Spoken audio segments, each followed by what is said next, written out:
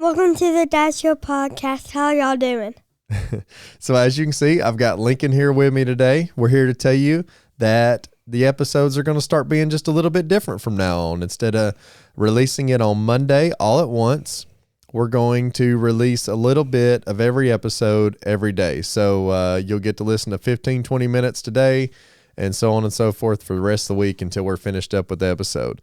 This particular episode with Matthew Hill will be released over 2 weeks. It was a little bit over 2-hour podcast. I know not everybody's got 2 hours in their day to listen all at once. So check back every day with us. It's part 1 today. Is that correct, Lincoln? Yes. Thank y'all for listening. Have a great day. You too.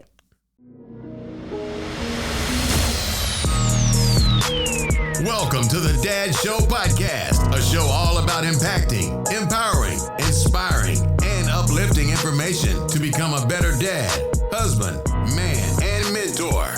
And now, your host, Ryan Ladd. Welcome back to the Dad Show, ladies and gentlemen. I want to thank y'all for joining us. I've got Mr. Matt Hill in the studio today. Matt's grown close to us over the past year or so, especially with the foundation. He's a board member on the Kennedy Ladd Foundation. He manages and has built, him and his wife as a team together, has built our website and has continued with marketing and everything else that you can imagine working behind the scenes for the foundation. So everything that you're going to see on the web and computer, phone, you name it, Matt's had a hand in it, I promise. And he's been a blessing to us to continue to help that and grow that, and just working really, really hard. Him and his wife, I know we've had some conversations at 10:30, 11 o'clock at night. Later than that. And sure. We're going to hear how he manages all that throughout this podcast today. But, Matt, I want to thank you for being here and greatly appreciate you being on. Yeah, appreciate the invite. Yes, sir. I'm excited. So if you don't mind, take just a minute and let everybody know who you are, who they're listening to, and we'll go from there. Yeah, absolutely. So I'm Matthew Hill. Grew up in Rockwood. Graduated from Rockwood High School 2008, and tried out college at different colleges. Fumbled through college. Ended up out at Tennessee Tech, where I met my wife. And so I've known Kaley. She's from Kingston. My wife, Kaley Hill. She's a Kingstonian. We met out at Tech. We were best friends for like 3 or 4 years. And then didn't date during that time, or we just did not date. If you want to know more about that story, I can tell you. But we're gonna hear it. I tried to date her. It was not. This was not on me. This was on her. But we were like best friends for 3 or 4 years. And then everyone left and got jobs and left Cookeville, and she was left with just me. And so I convinced her and tricked her into dating me. But yeah, so we got married 2015. We had Kimber, my daughter. She's 9 and goes to KES. My son, Briggs, he's 6 and goes to Legacy Christian Academy. My wife is the deputy county executive for Wade Cresswell, the county executive. And I work full-time out at Oak Ridge National Laboratory. And then we own a little business called Hillco and Brand. Again, we can be a little bit about the story today, but it was formerly K2 Alliance Group, and we ran that out of Cookeville and the Nashville market. So we moved back to Roane County, and we said that we would never own a business again. And some people found out about what we did, and one thing led to another. And we actually ended up working with Wade on some stuff before he was in office, and the word really kind of started to get out then. And then at the end of the first year, we had a little over 50 clients. Wow. And I think we're probably closer to 100 this year. So this was K2 Alliance in Cookeville, correct? And then you kind of just shut down operations from that point and said, we're not doing this again. Yeah. What brought you back to Roane County? Yeah, so that's right. It was K2 Alliance Group was the name. Right out of college, I never really wanted to go to college. Me either. I didn't. Yeah, and my mom, she taught college. She kind of basically was like, "You're going," and so I'll never forget. I tell people all the time when I went to Tech, I actually asked the advisors like, "What's the quickest way out of here?" The quickest and easiest way out of here, man. She said journalism or communications, and so I actually majored in journalism with a focus in public relations and news editorial. I never really thought I'd do anything with. My first job out of college was Enterprise Rent-A-Car, which was a terrible job. I hated it. In fact, I quit on my lunch break. Kaley and I were engaged at this time. Wow. And I met her for lunch, and I was like, hey, I just quit on my way over here. She was pregnant, and so she was just like, okay. So that was a shock. But from there, I ended up getting into radio, and I sold advertisements for a local radio station, and that's where I started to learn marketing.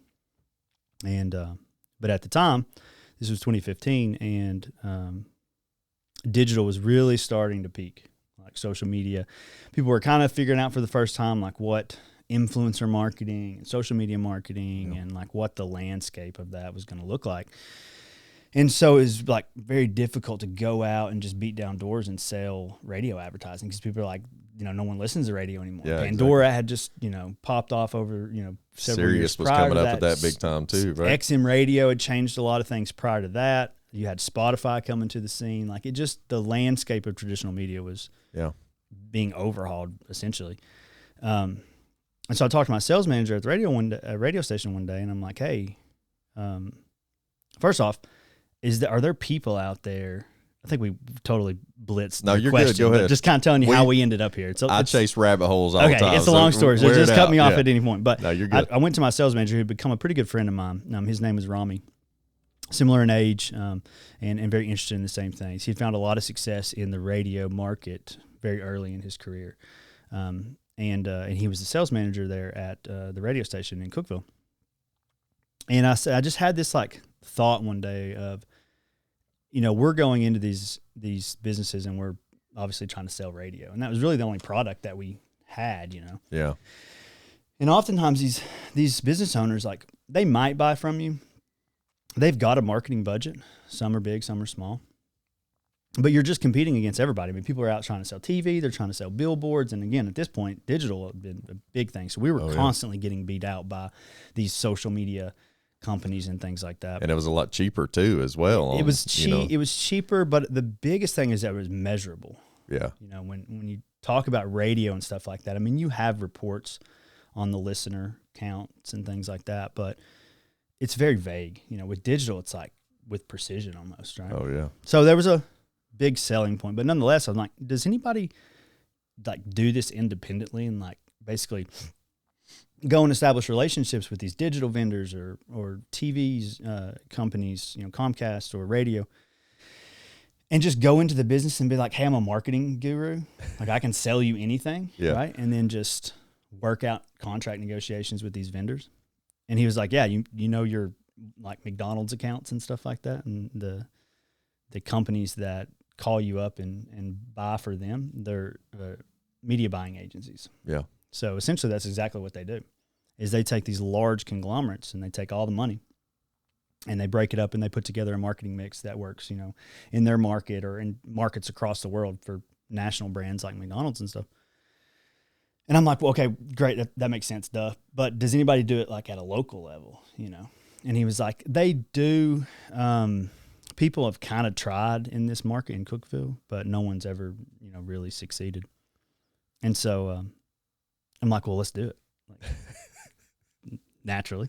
And just quit Enterprise. I was like, let's just quit. I just quit one job. Like, I'm 6 months, probably 8 months into this radio gig.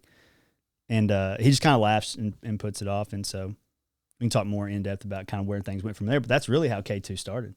I finally convinced him to break away. And because of the relationships that we had, we ended up going to, at the time, we had 2 pretty large clients that committed to doing this. And we pre-sold it before we ever left the company. So you'd already got clients started we'd before already gotten you a ever. client. One of them was a decent spender at the radio station, but we knew that they had a large budget. It was a local car dealership called Cumberland Automotive, and we had discussed, and they had committed to, if you go out and break away, it'd be something we'd be interested in talking about. They didn't lock in because legally, we couldn't do anything, but we just mentioned kind of the idea, and he was interested. And then we'd actually spoken to Cookeville Regional Medical Center, which was another one. Wow. And so I'm like, look, there's interest there, Yeah. So I finally convinced him. It gave you the spark by. Gave the spark, yeah. Him and I ended up leaving the radio station. Kind Cumberland Kia did end up signing. That was our first big client, but Cookeville Regional ended up falling through. And so really about a month or two of Rami and I trying to, have this company take flight. And he's like, man, I at the time he was making significantly more than I was making. I mean, Kaley and I had nothing and needed nothing. Yeah. I remember, I think our bills all in at the time were like maybe not even $1,000. So wow. It was easy to. And y'all will learn that Kaley's got to keep Matt in check. Like yeah. Kaley she's the penny pincher. She is. She hates spending spending money, and I love it. So, but you'll learn that in a little bit. But go ahead. Sorry. So we didn't need much, and so this was it was easy for me to just quit. And Kaley, she worked a full-time job. She was a case manager at like a local mental health organization that worked with kids and stuff like that. So she had a stable job. We had an income there, and I was just over here, playing ball in right field. But so anyway, how old were you at this time? I was 25. 25. Yeah, 25, and we broke away. It didn't work out, so Rami was like, hey, I got to go back to work. So he actually went back to where he started in radio, which was iHeartMedia in Nashville. And he ended up being the sales manager again there. And so I told him, I'm like, hey, dude, give me a year, and I'll grow this thing, and I'll get you back. Yeah. And he's like, great, sounds awesome. Yeah. And I think during that time, he kind of didn't really believe that it would happen. Yeah. So here I am. I'd quit my job. Kaley and I at this point were engaged. We had moved in together. We were living in a duplex in Cookeville. And I was driving one day behind a car that had a sticker that said Down and Dirty Cleaning Service on it. And I had seen several of those vehicles around town. So I'm like, hey, I'm going to get on Google and look it up, right? See what this business is. I was literally going door to door again, trying to sell, at this point, almost anything I could. And I really was focusing on like, hey, give me a budget and I'll break it up and I'll work with these vendors, the kind of same concept. And then I'll rake a percentage off the top and find and get an agency commission, which is very standard for the industry. Which is very beneficial to small businesses. Very business to small business because, one, they don't know marketing. Yeah. And they have these people calling on them all the time to spend money. Exactly. And they're just kind of shooting in the wind and hoping for the best. And it never really works out. Yeah. So it's like, hey, I'll be the buffer between you and them.